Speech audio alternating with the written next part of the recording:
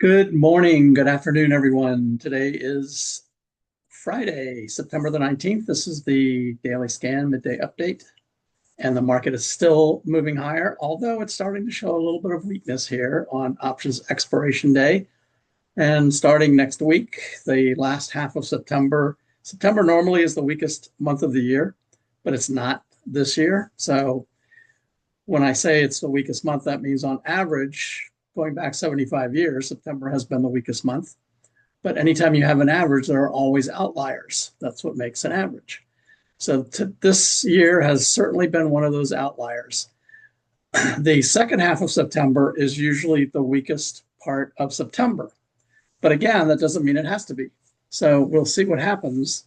Looks like there's a little bit of weakness. I'll show you that right now, but the market is still extremely bullish. So as always, I'm not a financial advisor, so this is for educational purposes only.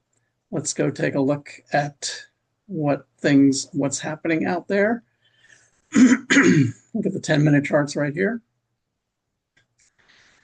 And there you go, big, nice little gap up this morning, pulling back right now, but it's still really just in the sideways channel. So it hasn't really moved too much out of that.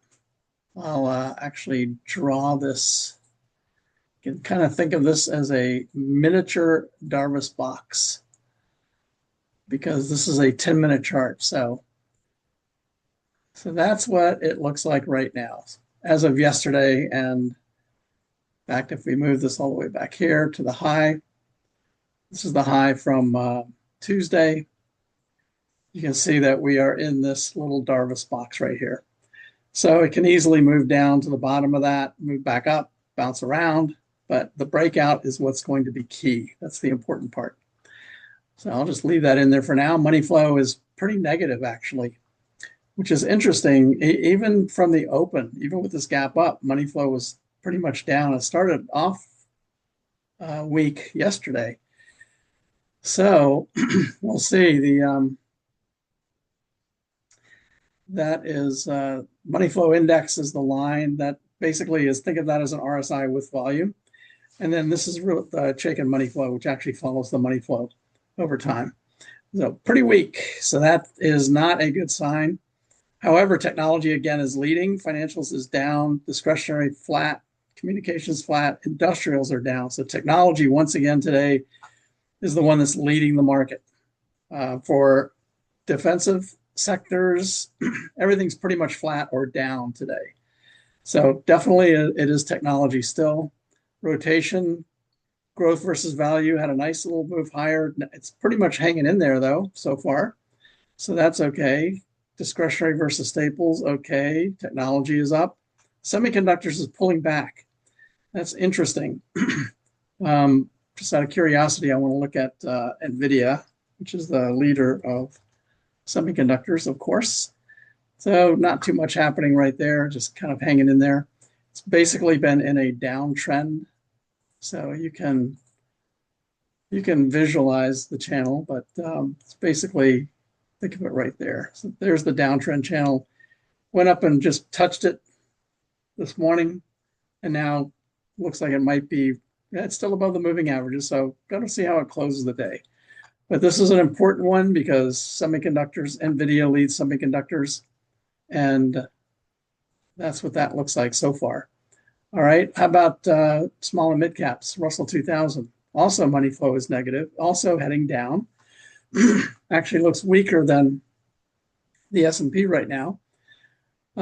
For growth versus value, large cap is leading, mid cap is falling, and small cap is pretty much flat. So the Russell looks like it had a nice run higher. If I go back and look at this on a weekly chart, you can see right here, this is all the way back in, well, this is in November. So weekly chart, November, it's just breaking out today. So that will be very positive. It would not be surprising for it to pull back, retest some of this area, and then start to go higher. If we look at this on a monthly chart, in this particular case, the breakout is back here in November. So it is definitely broken out. It's at new highs now, finally. So the Russell 2000, I think if it does have a pullback, it might be a good opportunity to get in because the rest of the year, I think, is going to be very good for small and mid caps as well as technology. But we may have a little bit of a pullback. The market's due for a pullback, frankly. So it wouldn't surprise me if that happened. All right. Finally, let's go back. Let me go back to where I was right here. And the NASDAQ 100 also gap higher, coming back down, coming right back down to the open, basically. Actually, it's a little below the open right now. And again, you can see the advancers minus decliners are heading down. Volume is still positive, but heading down a little bit. And the VIX is starting to pick up just a little. So nothing really concerning right now. It's not surprising for options expiration Friday. It's the kind of thing that typically will happen. So we'll watch and see how it closes the day. All right, let me look real quick at a couple of short squeeze alerts. Here's a short squeeze alert, and this is a quantum computing name. Quantum has been doing really well. All the quantum names have been doing well. So this one right here got a short squeeze alert today. Once it gets up above, it looks like the shorts are already starting to cover, but if it gets up here above 14, it's going to really accelerate. That's right where the 200 is as well. So just out of curiosity, I want to look at some of the other quantum stocks like RGTI. That is just screaming higher. QUBT moving higher. IONQ still hanging in there up there. So quantum has been moving for the last week, moving up really nicely. By the way, an AI stock that's been moving up nicely as well. Getting up here to the resistance level at 21. It's at 20. It's about at 20 right now. So that one could continue to keep moving higher. It's probably moved a little bit too much right now, but if you're interested, if you want to look at options, I want to talk about options a little bit today. So this is Pony. They do have options. Right now it's just above 20. Let's look at it on this chart. So you can see right there, it's in an extreme area right now. But that doesn't mean it can't continue to go higher. But if you wanted to get into this, instead of buying right now at 20, whatever it is, $20.40, you could sell the $20. Let's go out about 30 days, 28 days, October 17th. So you could buy the October 17th 20s and you get paid about $2. So you basically, if it pulls back below 20 before then, you're basically buying it for 18. If it doesn't, if it stays above 20, then you just keep the $2. So if you bought 1,000 shares, that's $2,000 you keep, and you could just do it again. So that's one way you can use options when something runs high like that. Speaking of options, I talked about it yesterday a little bit with with one stock that did well, which was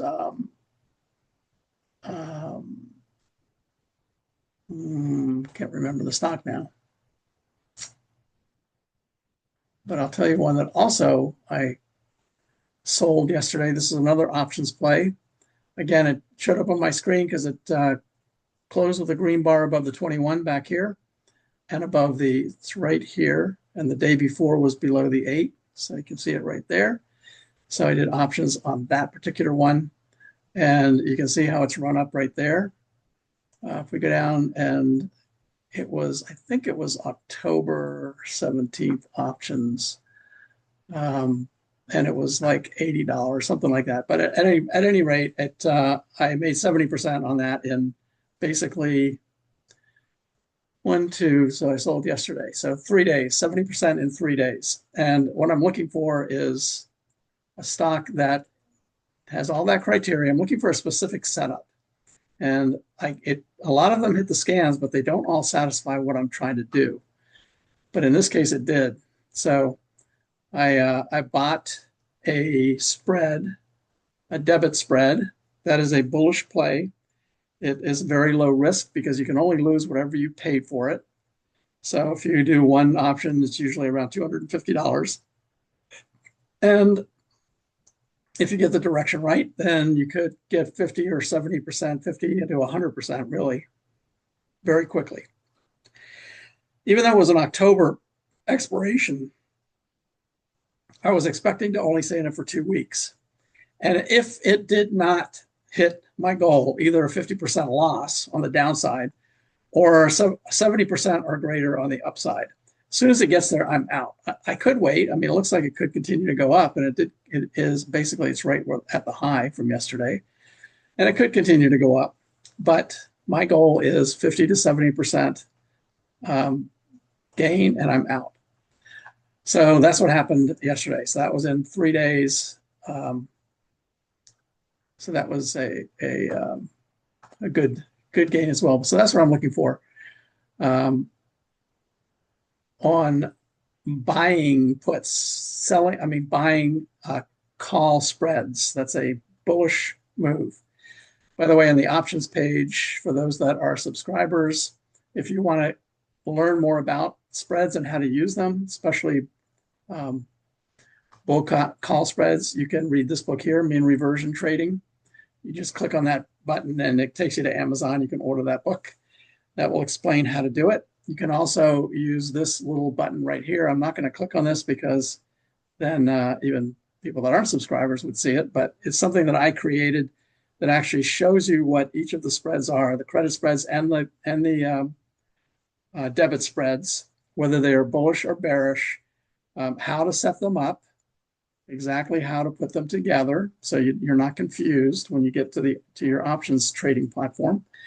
It will explain exactly how to set them up, and it will also tell you what the risk profile is on each of the vertical spread strategies. So really, really helpful. I still use this. I recommend that you stick with a particular one initially if you're just starting with options.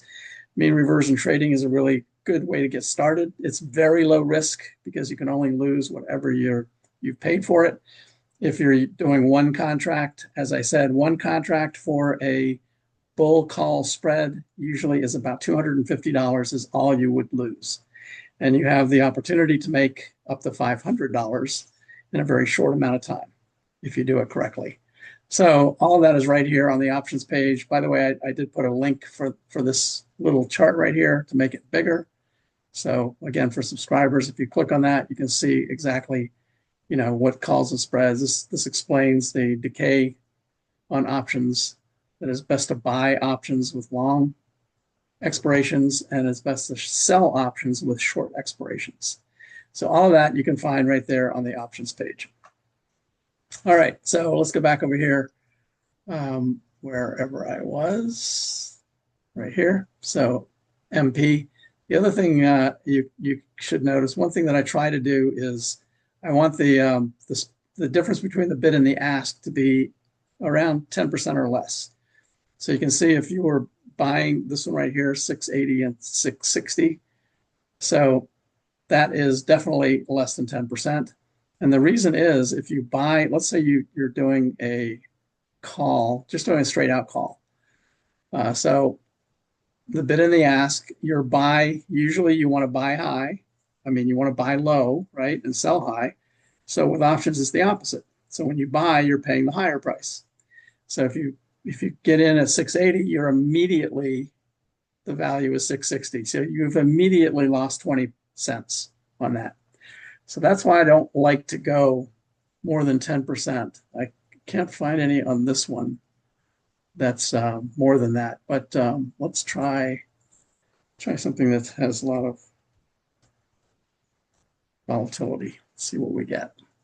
So CoreWeave down here, CoreWeave is selling around 125.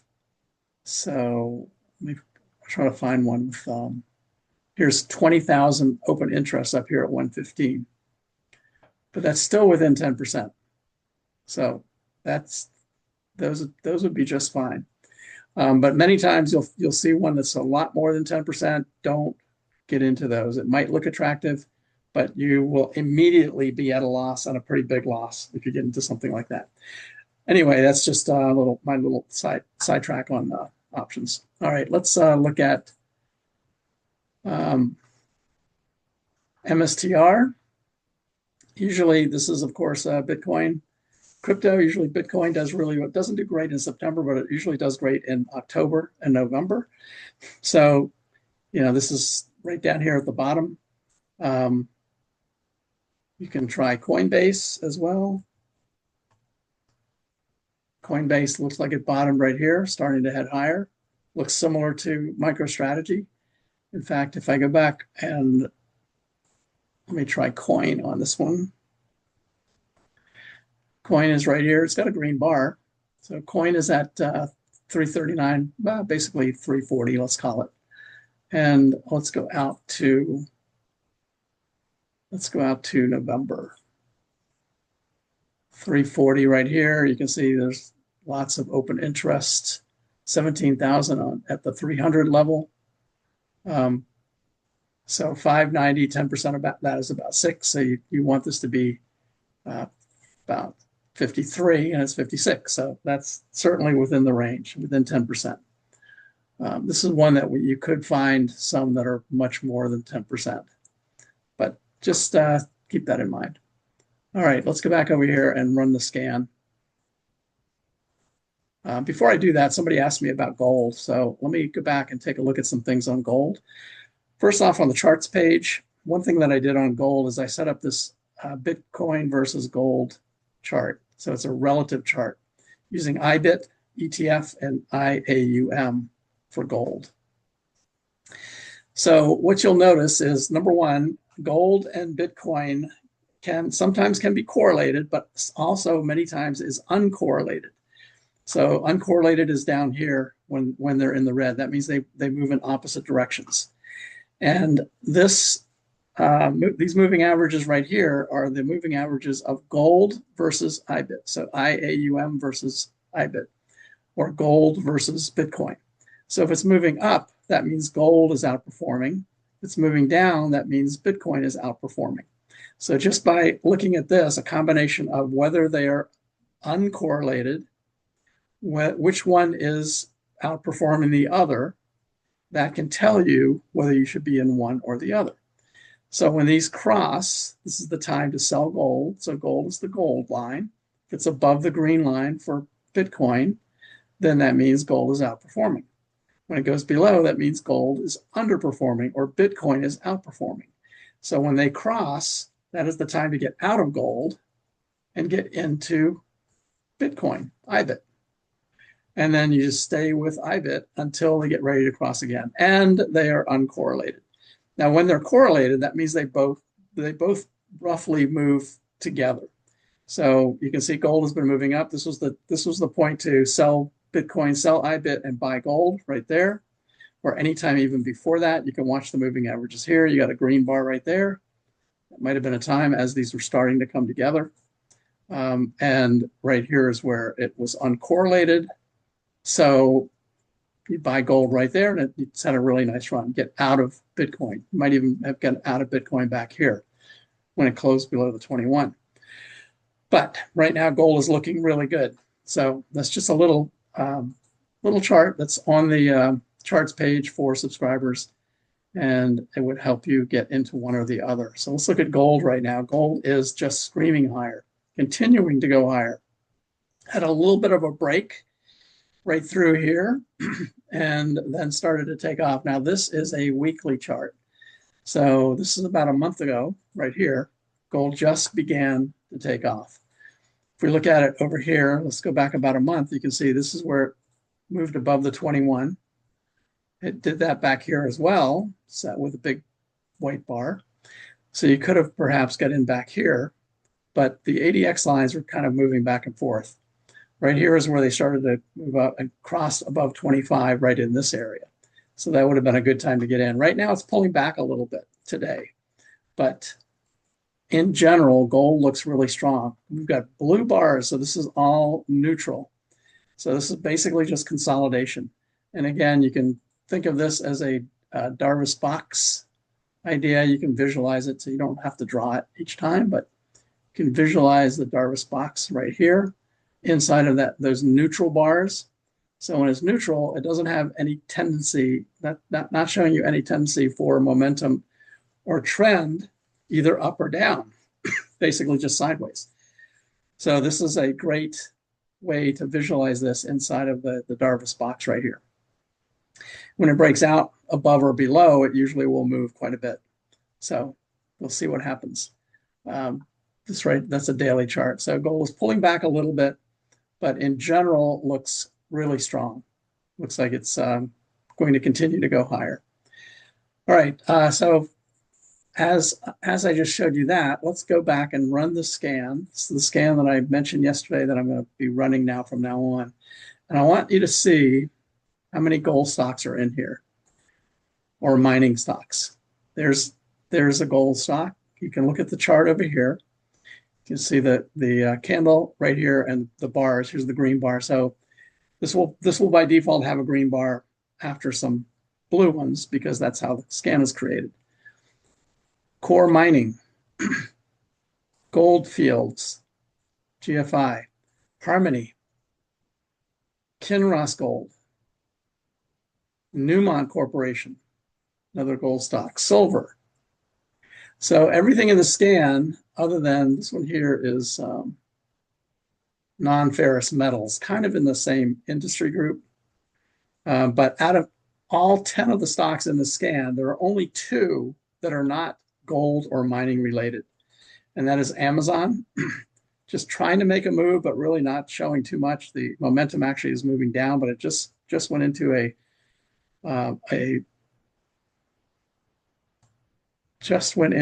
squeeze. And Uber is the other one. Been in quite a bit of a squeeze for quite a while. It looks like it's getting ready to break out. If it breaks above 100, 100 usually is a magnet. So if it breaks above 100, that's going to be very positive for Uber. But really interesting that just about everything on that scan today was gold or mining related. I look at the bear side of this. AMD on the bear side, not looking great. Celsius, Dollar General, continuing to head down. Dollar General have been pretty strong recently. And then National Fuel, no, just moving in a sideways. So you can see that long squeeze right there in a sideways pattern. So that's what those look like. Let me do MP on this one. Yeah, MP when I got in was not in a squeeze, but the green bar did go above the red. Let's look at MicroStrategy is in a squeeze right now, so it might be just getting ready for that October move. They usually move up. And then another really interesting one is CAR, which had a great run last year, actually earlier this year. Look at this run from April. Just moved all the way up. And then it pulled back and it's just going sideways. Look at the squeeze on this one. This is a huge squeeze right now. So this is one that it's sitting right in between its 1 ATR. That's the 2 green lines right there. As long as it stays in there, the squeeze is going to start to build up. You don't know which way it's going to break out. So if you wanted to do a debit spread to keep your risk low, you can certainly do that right in here as long as it stays inside that 1 ATR. Then if it breaks above it, then it might be starting. This is like a coiled spring getting ready to explode. Now, momentum is starting to roll over a little bit, and the ADX line is below 25. So there's not really any momentum, which is clear right there. There's no momentum in that. But when this starts to move, it could move significantly one way or the other. And that could happen on earnings, which come out not till October 29th. But it might start to move prior to earnings. So that's what it looks like today. Thanks for watching. Please like and subscribe. Give me any comments. Let me know if there's anything you want me to look at. Be happy to do that. There was one other person that asked me about a couple of things. I'd have to try to remember. BA is one of them. Asked me for entry points. So Boeing has had a nice move up. It's consolidating sideways. Momentum is moving down. It's got blue bars, so that means momentum is slowing to the downside but this is not yet for me. And this really is dependent on each individual. Some people like to take a chance, take a risk, buy it where they think it's at a low and it's not going to go any lower, but you never know. It could easily go lower. First of all, it's got a lower high from back here. It had a nice uptrend here, but now might be starting a new downtrend. So for me, I wait for the 21. I'd like to see it get above that. And that's up here around 222, somewhere in that neighborhood. Right now it's selling at 214. And it's moving down today. So see the red bar. So you certainly could try to get in. I think it's risky. For me, I think I would put an order in right around the 50-day. Somewhere around there is likely going to be where it should hold. So we shall see. Another one was Honeywell. Honeywell, same thing, looks pretty negative. It's got a lower high, red bar today. Doesn't look like it's ready to move any higher. In fact, it looks like it wants to continue to go lower. The ADX line means the bears are in control. So red above green means bears are in control. And it's moving towards the 25, which means the trend and momentum is actually strengthening to the downside.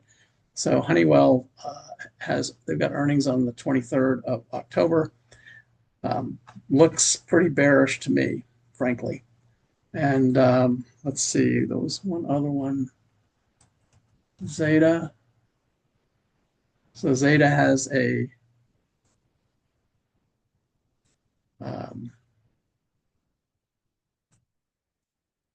where's the right side of Zeta? Well, it's over here. It's actually green. It's sitting right near its resistance level. So looks like it's going to just probably move sideways for a little while. But if it breaks out, if it breaks above this level right here at about 22, then it could actually have quite a run higher if that were to happen. All right, that's it for today. Thanks for watching. Let me know if you have any questions or anything you'd like me to look at. Thanks for watching and have a great weekend. Take care.